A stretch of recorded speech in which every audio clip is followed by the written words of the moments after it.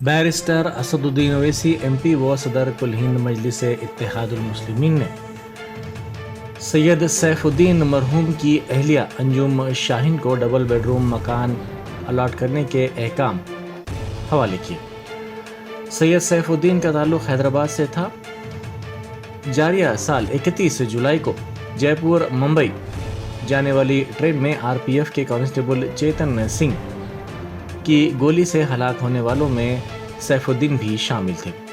क़ब्लज़ी barrister Asaduddin Owaisi ने अपनी party की जानिब से सैयद सैफुद्दीन के अरकान ख़ानदान की माली मदद भी की थी।